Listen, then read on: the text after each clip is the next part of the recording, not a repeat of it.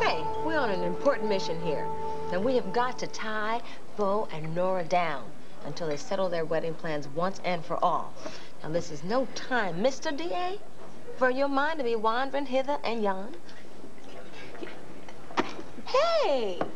I was beginning to think you guys were gonna bail out on us. It wasn't for lack of trying. Be careful. Excuse me? Don't even mind him. He's all in a dither because I had a little mild case of the old-fashioned vapors tonight. Look, you're pregnant, you're expecting twins. If you feel dizzy, you should lie down and stay there. Maybe I wouldn't have gotten dizzy in the first place if I hadn't walked into that hazardous waste dump you and Al created when I was in Apex. I'm gonna tell you what, I feel lucky that the house is still standing. Well, that is no fair. You surprised us. You came home early. Hey, everybody.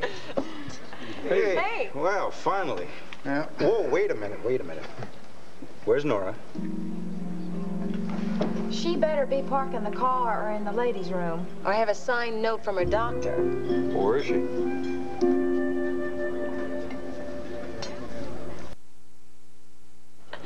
Don't even try to make excuses. Where's Nora? Listen up here. We're coming up on Easter. If you keep pussyfooting around, it's gonna be Labor Day and you're gonna be planning a June wedding.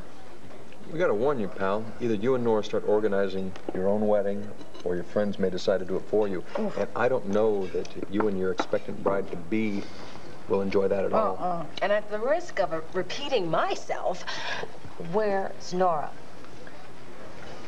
We're not gonna like this, are we? Spit it out, Commish. Where's the lovely Miss Gannon? Oh, New York City. What? What? There better be a daggone good reason for this one. Oh, yeah, of course there is. You know, you really can't get great New York bagels and lox here in the greater Philadelphia area. It's just like you couldn't go to and get a great Philly cheesesteak, not in New York. So, you know, you understand. No, we don't. Well, you should. Nora had a craving for bagels and lox. Plus, she heard that somebody had seen Elvis alive and well, dining in a dark corner at Sardi's with his agent. That is just pure tea pathetic. She had to consult on a case. Now what? Now what's the matter with that? That's the truth. What does that look mean? It means we're gonna do this without Nora. Mm-hmm. You are now the designated decision maker. Just for now. Now, you can run everything past Nora when she gets back, but for right now, we're gonna make some hard and fast choices. Now. No more wriggling out of it. You know, I just couldn't help it over here. No, I'm sure you were listening hard enough that you just couldn't help it. No, well, actually, that's right. You know, I have been wanting to help. Honestly, I have. And I'm not surprised it's impossible for you two to make a decision about your wedding. I thought it was such a shame that Nora wouldn't allow me to be her matron of honor. There's a shame. Hank, could I talk to you for a second? Alone? Now, the way that my wedding became such a masterpiece is diligent, creative, hard work, and historical knowledge. Judge Shahinian won't issue us a search warrant for Dorian's house. It's very, very important. No probable cause, huh? Right. Yeah, I'm not surprised. I thought he'd say that. Well, I don't think it really matters much anyway. I'm sure that Irene Manning's diary is just a pile of ashes right now. I'm kind of glad that he wouldn't issue us the warrant. Well, I wouldn't go that far. Hey, Hank, think about it. Dorian's a lot of things, but dumb isn't on the list. I mean, she'd be standing around laughing at us while we go through her house with a fine-tooth comb and not find anything but maybe a couple of charred little remnants of paper and a book of empty matches in our evidence bags. Yeah, well, if you're right, and I know you are, well, this case is up in smoke, right along with Irene Manning's diary.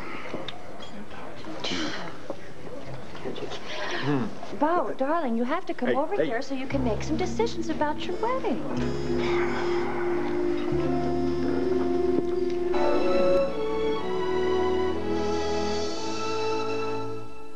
All right. Well, what have you two decided on? That we should get married. That's not the question. Have y'all chosen what kind of flowers you want yet? I thought we decided on gardenias. Minister or rabbi? Both. I thought they should have one from both faiths. You know, make it a truly ecumenical experience. Where are you having this shindig? I thought they should have it on the courthouse steps, or maybe on the roof of the courthouse. How would that be? Can one get on the top of the courthouse? Only if one is in the anti-terrorist unit. Oh. Okay, well, what about, colors? Yes. Because they set the whole tone for everything. That way we can figure out what... You haven't chosen anything yet, have y'all? We have chosen to get married. Isn't that enough? No. Look, I thought the both of you took a day off last week to make these decisions. We did. And what did you decide? Besides that you should get married. And that doesn't count because you decided that months ago. Right. Rock and roll. What? Rock and roll. We decided that we should have a rock and roll wedding, okay? I mean, all the great music and everything, maybe we'll just, you know, shag back up the aisle at the end. You gotta be joking. Well, let's stick to the facts here. Y'all must have discussed your options, so, what else did y'all talk about other than rock and roll? We picked music. Good golly, Miss Molly. Is that all you two have done? Hey, music is our lives, Hank. I can understand that, but what'd you decide? 50s. Oh, that is such a grotesque era, honey, with the poodle skirts and the beehive hairdos and the grease and the Buddy Holly, Joe McCarthy. I don't think so. Oh, you don't think so? No. You don't think so? No. You who chose an ancient Egyptian wedding motif with slaves and pyramids and mummies and snakes, and you don't think so? It was very historical, and the 50s were the very nadir of human civilization. Oh, boy. Saved by the Bell. She would have cut his heart out and fed it to her asp. Buchanan, speak. Yeah. All right, I'll be right over. You know, Alex, I think we all ought to consider ourselves very lucky that you didn't have like a high priest at your wedding ceremony so he could cut open the belly of a goat and read its entrails. You all will excuse me. I've got a police emergency. They don't read a goat's entrails, they read a chicken's entrails. Not that you know anything about it or anything. Chicken, huh? Chicken. Quack, quack, quack. That's a duck, Alex. Oh, yeah. That's a duck. We must really thank you.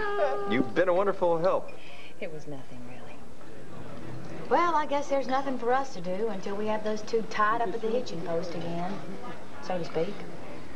Well, it's a pity that Nora didn't allow me to be her matron of honor. I could have taken care of all this and saved you all the trouble. Oh, well. I have to go. So much to do. Wish I could stay and chat. Bye-bye.